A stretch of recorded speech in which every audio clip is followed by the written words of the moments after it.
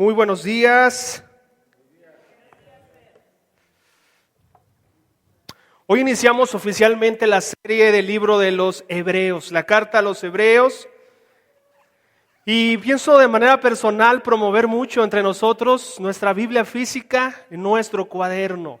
Sé que el celular, yo personalmente soy una persona que me gusta mucho la tecnología, no estoy peleado con la tecnología, no estoy peleado con nada, sino estoy buscando el aprecio que tengamos y que podamos utilizar la Biblia. Es el más grande tesoro, en mi opinión, el que tenemos, así que en los servicios quiero pedirte, tráete tu Biblia para que hagas tu subrayado, tu escritura, lo que tú gustes, y también puedas escribir en una libreta. Eso va a ayudar mucho, pero muchísimo a tu vida. Quiero darte un poquito de contexto de lo que es el libro de los Hebreos para que podamos entender en dónde nos vamos a sumergir. Obviamente voy a hacerlo de manera no tan profunda, porque sé que no me estoy dirigiendo a un grupo académico, sino estamos un grupo de personas de diferentes contextos, así que voy a hacer no tan... y nos podríamos pasar mucho tiempo solo con estos datos introductorios de la carta a los Hebreos. De manera sencilla te quiero comentar que esta carta al parecer fue escrita poco antes de la destrucción del templo de Jerusalén. Estamos hablando del 60 al 69. Se ha escrito esta carta y está dirigida a personas cristianas, pero que vienen de un trasfondo judío. Personas que venían, que fueron enseñados. Sabemos que muchos de los judíos desde los 5 años ya están aprendiendo la Torá. Desde sus 5 añitos ellos ya se saben, han crecido en muchos rituales, en muchas cosas, los judíos, y llegan en un punto en donde se convierten algunos de ellos. Y esta carta a los Hebreos está escrita y dirigida a cristianos con un trasfondo judío. La carta a los Hebreos es una de las cartas que tiene muchísimas referencias hacia el Antiguo Testamento. Otra de las cosas que cabe señalar es que esta carta no sabemos bien quién la escribió, quién es el autor de esta carta. Así como tenemos la certeza de un Mateo, de un Lucas, de un Marcos, de Pablo, de Pedro, de las cartas, la carta a los Hebreos no se sabe con certeza quién la escribió. Hay argumentos a favor de uno y de otro autor. Unos argumentan que es Pablo, otros argumentan que es Bernabé, que fue levita, que fue un discípulo y que tiene todo este contexto. Otros Priscila, otros autores, Apolos, porque los que saben el original en el griego comentan o argumentan que está escrito en un hebreo muy especial. Y a uno de los oradores elocuentes en el Nuevo Testamento es Apolos. Entonces su argumentación es que Apolos es el autor de la carta a los Hebreos. Lo más interesante de esto es que eran cristianos que vienen de un contexto judío, que aproximadamente tienen 30 años en su fe y que están desanimados. Están pensando y están poniendo en sus cabezas el ¿seguiré? ¿Valdrá la pena? ¿Me mantendré fiel? Ese es el auditorio al cual se expresa esta carta a los Hebreos. Así que si tú en este momento estás experimentando ese desánimo en tu fe, sin duda la carta a los Hebreos va a tener un impacto en tu corazón muy especial para animar tu fe. Porque esta carta habla de varias exhortaciones, habla de cómo es Cristo y sin duda va a animar y vas a tener una perspectiva muy especial respecto a Cristo. El estudio de esta mañana y primera clase de la carta a los Hebreos se titula Jesús es más grande que los profetas. Jesús es más grande que los profetas. Y quiero que vayamos al versículo 1 de Hebreos capítulo 1. Vamos juntos a Hebreos, por favor. Capítulo 1, versículo 1.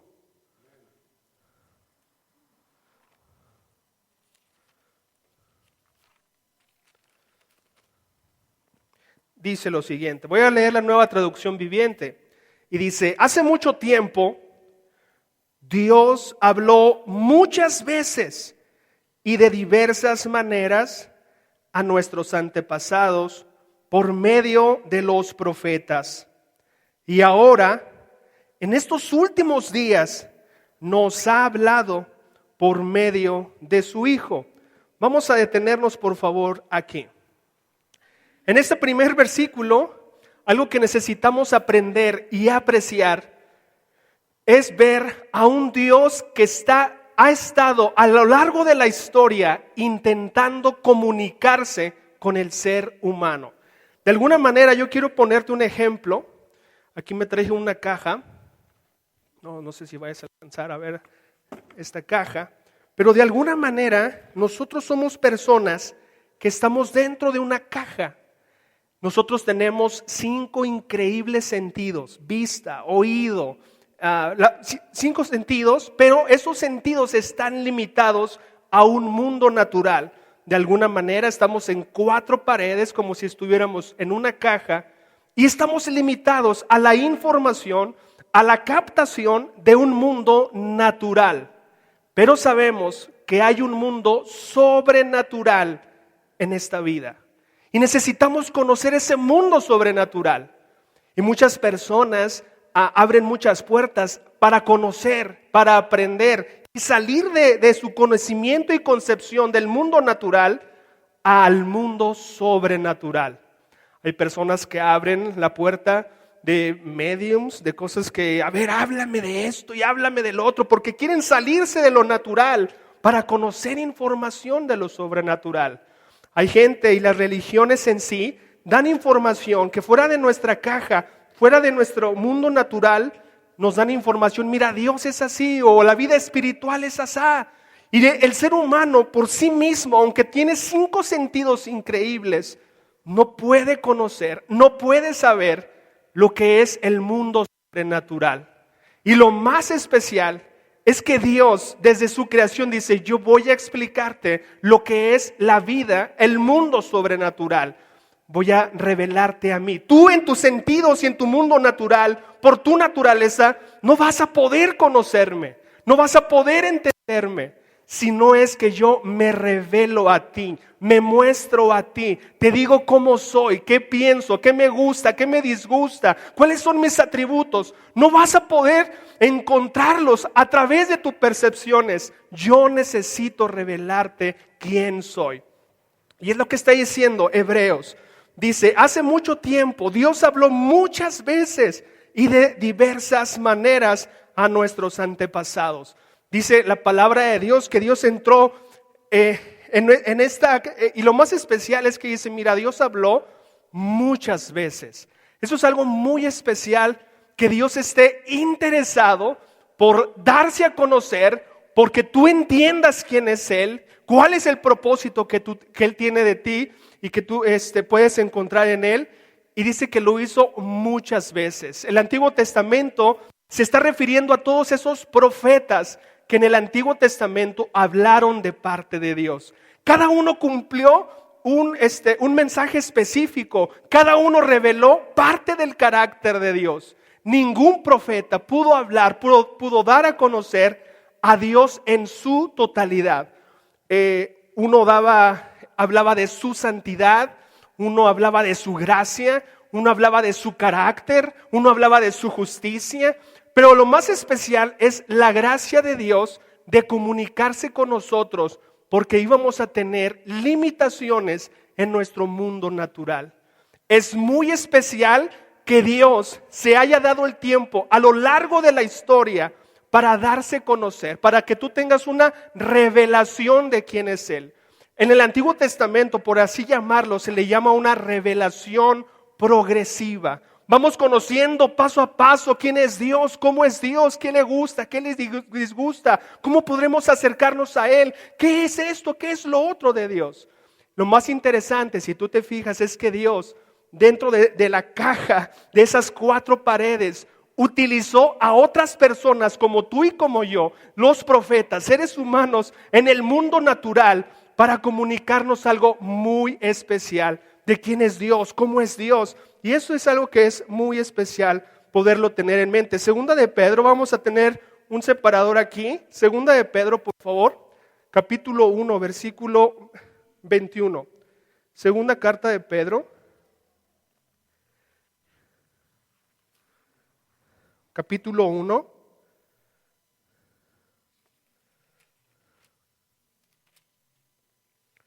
Versículo 21.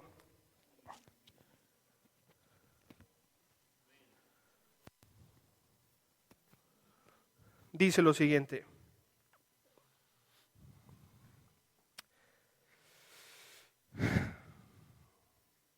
¿Hoy?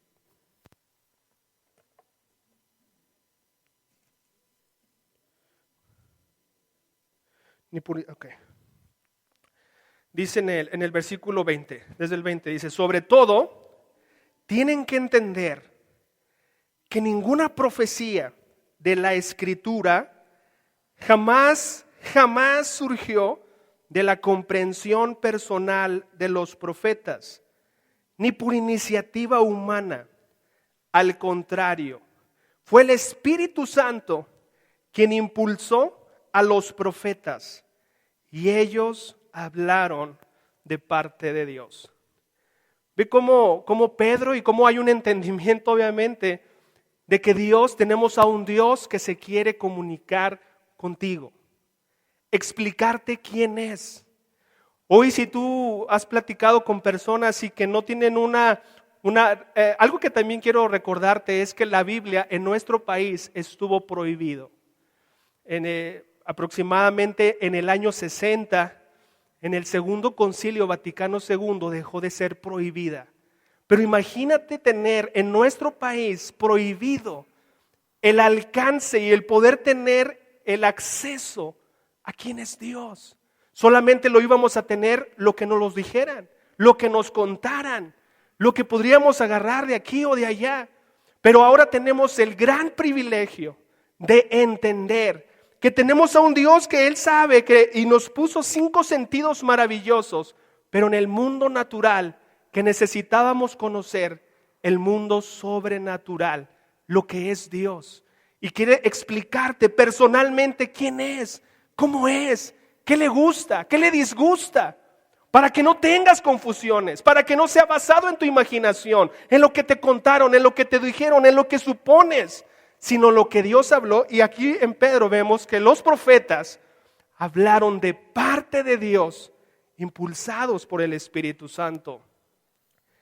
Algo que también nos dice Hebreos, vamos nuevamente a Hebreos, donde estábamos, dice, Dios habló muchas veces y de diversas maneras a nuestros antepasados por medio de los profetas. El versículo 2 dice, y ahora, en estos últimos días, nos ha hablado por medio de su Hijo. Familia, los profetas, 39 libros. Dios hablándonos en poesía, en narración, en ley, en muchas otras cosas.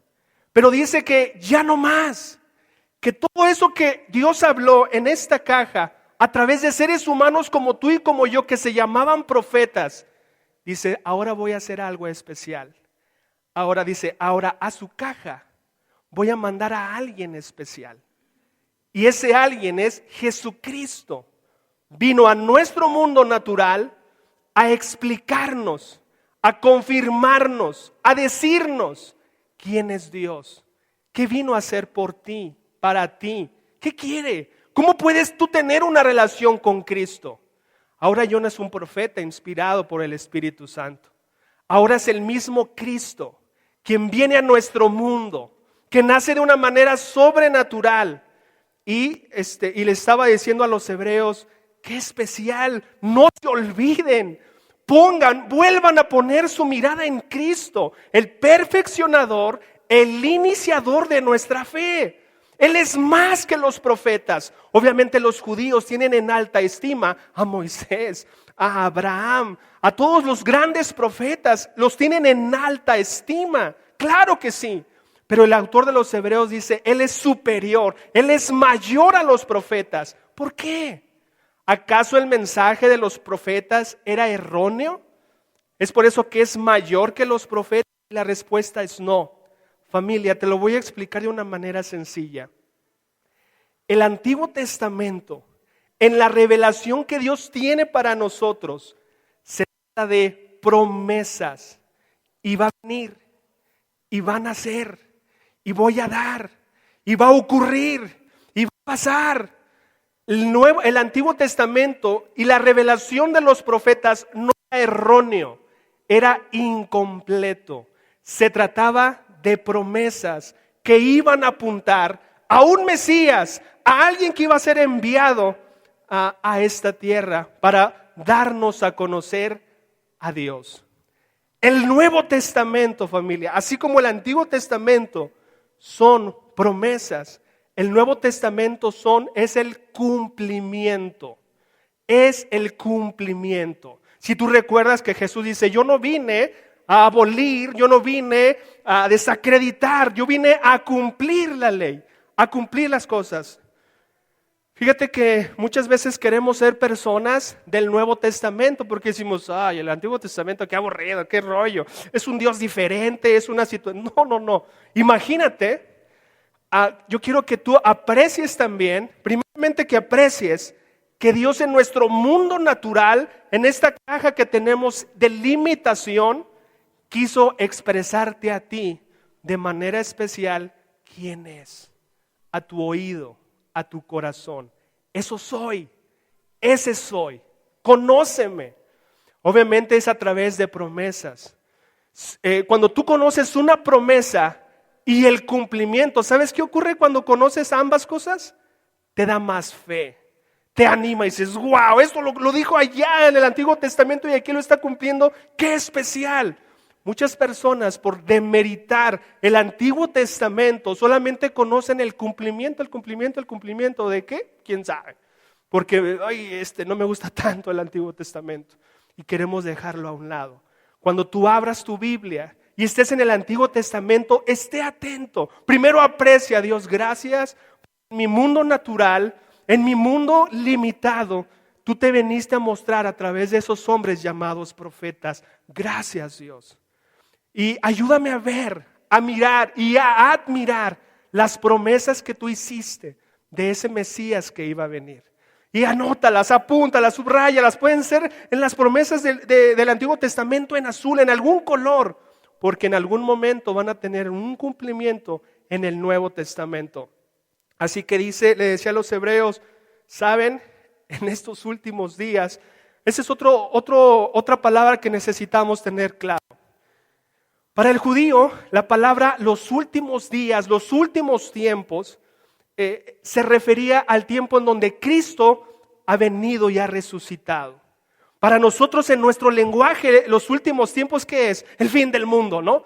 Ya son los últimos tiempos, es el fin del mundo. Ese es nuestro contexto.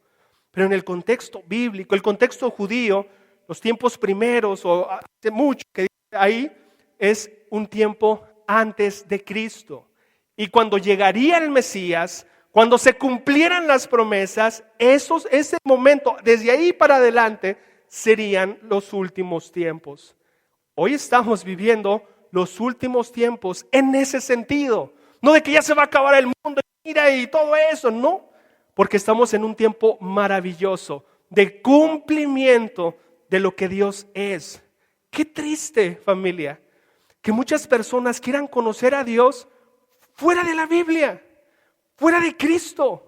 ¿Cómo van a entender quién es ese Dios creador del mundo? ¿Cómo lo van a entender? ¿Quién se los va a revelar en esas cuatro paredes de nuestro mundo natural? ¿Quién? ¿Buda? ¿Zoroastro? ¿Qué religión nos va a enseñar que habló Dios por medio de hombres que revelaron el carácter de quién es Dios? ¿Quién? ¿Cómo? ¿Dónde? El cristianismo en sí es único. Porque Dios escogió a ciertos hombres llamados los profetas en el Antiguo Testamento y a Cristo como su único canal de revelación de eso soy, esto quiero, esto hice por ti, a esto vine. Familia, no te sientas jamás como, tengo que leer la Biblia, qué carga, una responsabilidad, ya leí, por fin, ya, palomita, día fulano. No, cuando tú te sientes es Dios, gracias, porque en mi mundo limitado yo necesité un mensajero, y gracias porque en Cristo, en estos últimos tiempos, Me vas a enseñar el cumplimiento, lo que eres tú. Fíjate, familia, que cuando la gente no conoce a Dios, una de las cosas es que no sabe, no conoce, no entiende una cosa sencilla como cómo ir al cielo. De hecho, piensan que todos los que están muriendo están descansando en paz. Ay, qué bueno, ya falleció y está descansando en paz. ¿De verdad? ¿Eso es Dios? ¿Ese es el Dios que se vino a revelar, que dice que todos los que se mueren descansan en paz por el hecho de morirse? ¿O hay algo que tienen que hacer para verdaderamente estar en paz? Te vas a dar cuenta que sí, las personas necesitan tomar una promesa gratuita de gracia, pero tienen que tomar una acción para verdaderamente descansar en paz. Nosotros como sus familiares queremos que descansen en paz, porque los vemos en los hospitales, los vemos cómo sufren, cómo les duele el tratamiento, la gasa, la curación, y decimos, y ya murió, y decimos, ay Dios, gracias, que ya está descansando en paz. Pero eso no es cierto, por la ausencia de revelación, porque no nos damos el tiempo de conocer. Dios, ¿eres así? Todos los que se mueren se van al cielo por el simple hecho de morir o de sufrir. Vas a darte cuenta de cosas maravillosas. Así que sí necesitamos tener un aprecio muchísimo más grande de la palabra de Dios. Vamos a continuar en el versículo 2. Dice, ahora y en estos últimos días nos ha hablado por medio de su Hijo. Dice, Dios le prometió todo al Hijo como herencia y mediante el Hijo creó el universo. El Hijo irradia la gloria de Dios y expresa el carácter mismo de Dios y sostiene todo con el gran poder de su palabra.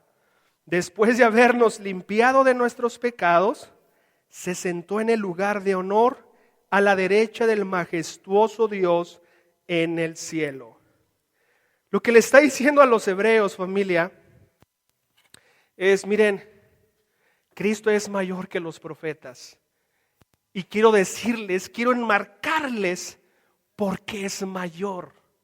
Y empieza a describir a Jesús en una serie de características maravillosas en donde no es una persona normal. Ese hombre superior a los profetas, Cristo, está describiéndolo con 7 características totalmente fuera de serie. Y la primera característica dice, mira, este hombre, a Jesús, que nos está hablando por medio a través de él ahora, dice, Dios le prometió al Hijo todo como herencia. Jesús es el heredero. Dios le va a otorgar absolutamente todo. Una de las cosas, oye Fer, ¿cómo es esta parte de ser un heredero? ¿Ya heredó todo Cristo? ¿Ya tiene todo en sus manos? Solamente uno de los, para la cultura judía, por ejemplo, el primogénito era el que tenía el derecho a la herencia, si recuerdas. Tenía un lugar más importante. Lo que está hablando Hebreos es que Cristo es el heredero de absolutamente todo. En el contexto judío y nuevo testamentario, una de las cosas que cuando tú dejabas un testamento con alguien, se le ponía 7 sellos para asegurar que nadie violara este testamento que te dejaran a ti. Se ponían 7 sellos. Se iba enrollando un sello y otro sello y se ponían 7 sellos. Quiero que vayamos a Apocalipsis, por favor, capítulo 5, versículos del 1 al 3. Apocalipsis.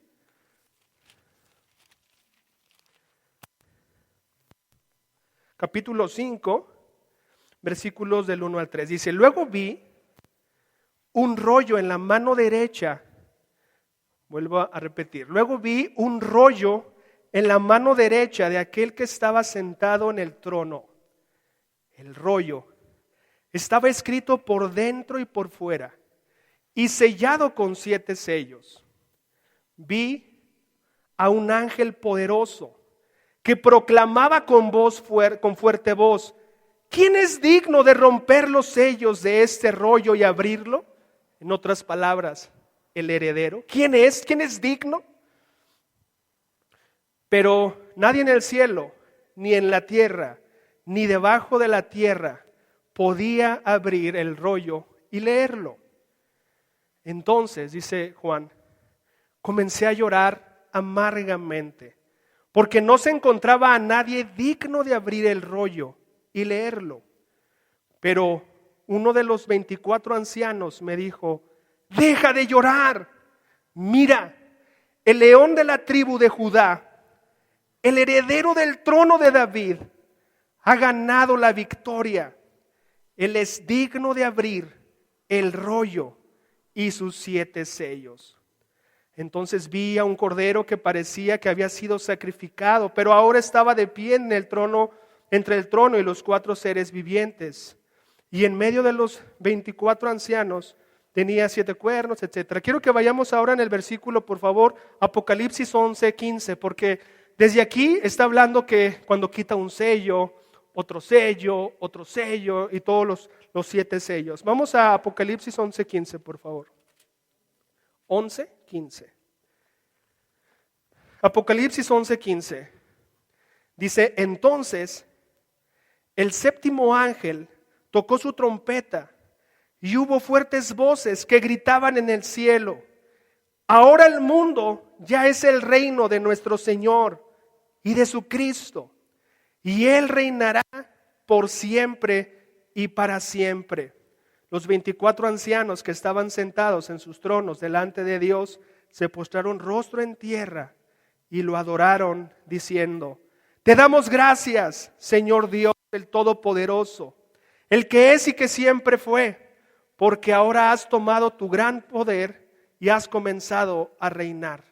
Las naciones se llenaron de ira, pero ahora el tiempo de tu ira ha llegado. Y vamos a detenernos aquí por cuestiones de tiempo. Apocalipsis 11:15 habla del tiempo culmen, el tiempo máximo, la cúspide máxima de a que Jesucristo le es otorgado absolutamente todo. Y Romanos 8, por favor, Romanos 8:16. Romanos 8:16.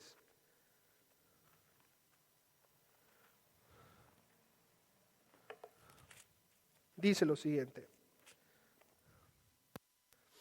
En Romanos 8:16 dice así: pues su espíritu se une a nuestro espíritu para confirmar que somos hijos de Dios. Así que como sus hijos, también somos sus herederos.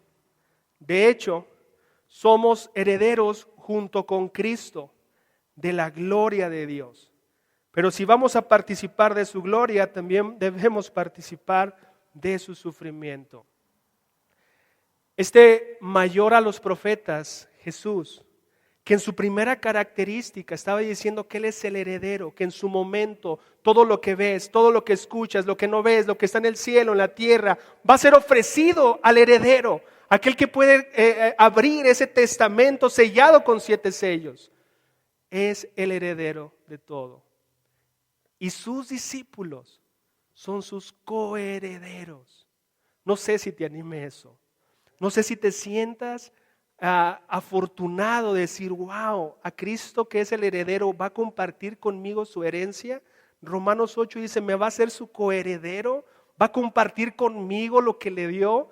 Eso es increíble.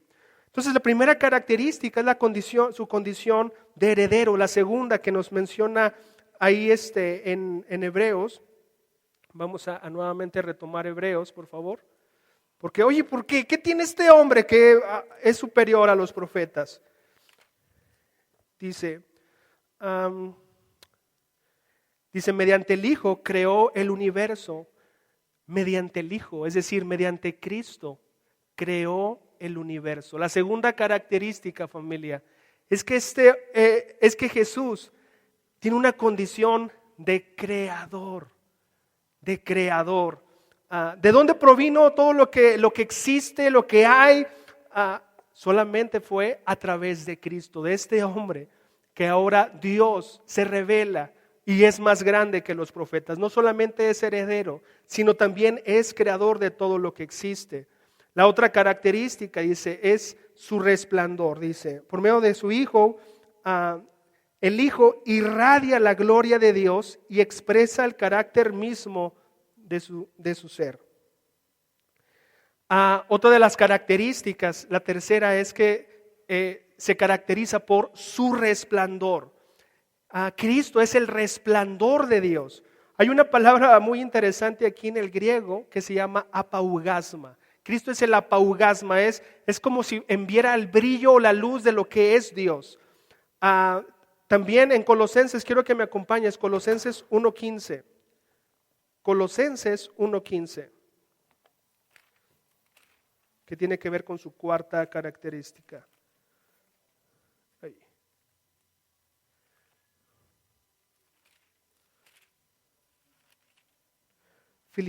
Colosenses 1:15 dice: Cristo es la imagen visible del Dios invisible. Él ya existía antes de que las cosas fueran creadas y es supremo sobre toda la creación. Quien vino a revelarnos a Dios no solamente vino a tener un cumplimiento, familia, no solamente vino a tener un cumplimiento de las promesas. Dice que Cristo es la imagen misma de Dios. La compasión de Cristo es la compasión de Dios. La gracia de Cristo es la gracia de Dios. La incondicionalidad, lo que tú ves en Cristo, dice, es la misma imagen de Dios. No solamente es heredero, no solamente es creador, sino que también es su resplandor y también es la imagen misma de Dios. La quinta característica tiene que ver con lo que dice Hebreos en el versículo de Hebreos, capítulo 1 que estamos leyendo. Dice, Dios lo prometió como herencia, creó el universo, irradia la gloria de Dios, expresa el carácter mismo de Dios, dice, y sostiene todo con el gran poder de su palabra. Y sostiene todo con el gran poder de su palabra. Familia, ¿qué pasaría si la Tierra se movería 2 grados de su eje? ¿Qué le pasaría a la Tierra? Se sale de su órbita. ¿Qué pasa si gira un poco menos de la velocidad que gira? Hay caos en este mundo. Lo que la palabra de Dios dice es que Cristo, que vino a revelarnos, dice que Él sostiene todo esto que ocurre en el universo. Gracias a Él, todo lo que tú ves, todo lo que tú escuchas, se mantiene en orden, se mantiene en su causa. Gracias a lo que hace Jesús y la acción de Jesús, es que las cosas se mantienen como se mantienen. Y familia, Filipenses, por favor, 1:6. Filipenses 1:6. Vamos a Filipenses 1:6. Filipenses 1:6. Dice lo siguiente en Filipenses 1:6. Dice, y estoy seguro, el apóstol Pablo está hablando aquí, de que Dios, quien comenzó la buena obra en ustedes, la continuará hasta que quede completamente terminada el día que Cristo Jesús vuelva. Familia, si Cristo sostiene el universo, Pablo estaba seguro que Cristo iba a terminar en él. Lo que comenzó en él, Jesús, que sostiene todo con su brazo poderoso, dice, vas a terminar conmigo. ¿Sabes qué experimentamos muchas veces? Desánimo.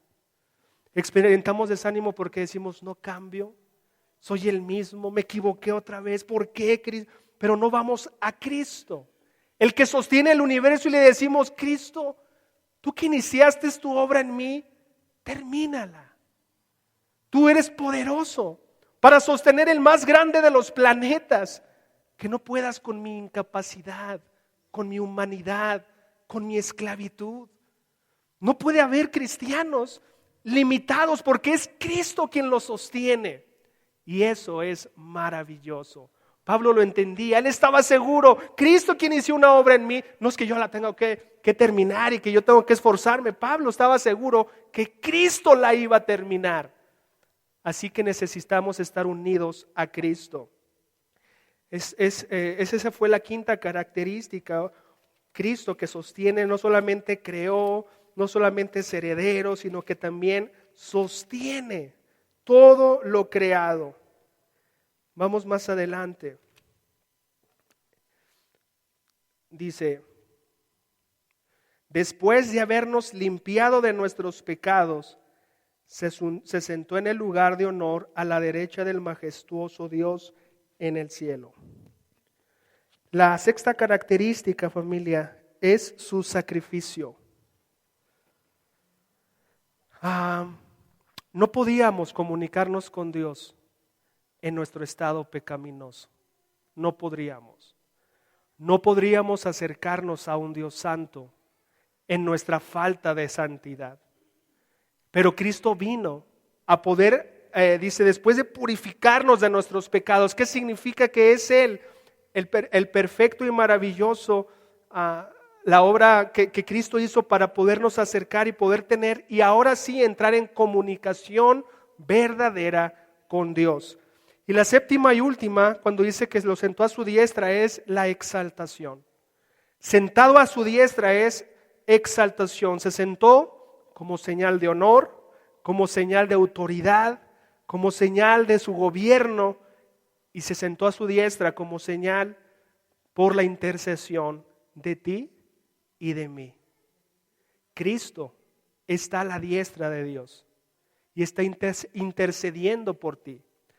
Él tiene el honor, la autoridad y el lugar correcto. Así que tenemos aquí en estos 3 versículos la descripción divina de lo que es Cristo. Hoy necesitas salir de este lugar agradecido de que en nuestro mundo natural y de 4 paredes, Dios decidió primero por gracia comunicarse desde mucho tiempo atrás a través de los profetas y ahora a través de Cristo. Acércate a Cristo. Cuando tú estés en oración o en la escritura, muéstrame al Padre Dios. Muéstrame, ayúdame a entender quién eres. Quita de mí todo prejuicio y toda cosa que en mi mundo natural quise poner sobre ti. Recuerda que muchas veces tenemos la imagen de nuestro Padre, la que nos estorba y lo que es Dios. O el Dios te va a castigar si no haces eso. Tenemos muchas imágenes distorsionadas de Dios. Y este Jesucristo, que es mayor a los profetas, fue demostrado diciéndole: ¿y dudas que es mayor? Pues Dios es el creador, Dios es el heredero, Dios es el que nos perdonó, Dios es el que está en el lugar a la diestra. No hay otro más que tiene ese lugar, que tiene esos honores, que tiene esas características. Es por eso que ahora Dios se ha revelado a través de Cristo Jesús. Familia, es un honor que seas un seguidor de Cristo. Es un honor estar a sus pies. Es un honor llamarte cristiano. Es un honor que Él, así como sostiene las cosas, te sustente a ti. Pero estos hebreos estaban ya como tambaleantes y como que no, estaban perdiendo de vista a Cristo, su iniciador y perfeccionador de la fe. Hoy estás desanimado. Estoy completamente seguro que tu mirada no está en Cristo. Está en el líder, la persona, tu esposa, tu amigo. Estás ahí viendo sus errores. Él no vino a demostrar quién es Cristo, ni a demostrar quién es Dios. Cristo es el que vino. Yo quiero invitarte a que pongas tu mirada en Cristo. Porque Dios, en su soberanía y en su gracia, en nuestro mundo natural, viene a explicarnos quién es Él y qué hizo por ti. Si tú no conoces a Cristo, su obra y su evangelio, estás desperdiciando muchas cosas en tu vida. Y no quieras sostener tu fe por ti mismo, por ti misma. No, ahora sí, le voy a echar ganas y ahora sí, Dios. ¿De verdad? Es Cristo quien te sostiene. Ve a sus pies y dile: Cristo, por favor, termina en mí lo que tú iniciaste. Así como tú sostienes la tierra, Venus, Júpiter, el sol, la luna. Así como no hay terremotos y el mundo está en desorden, termina en mí. Eres un Dios que está todo el momento accionando. Mantente con tu mirada en Cristo.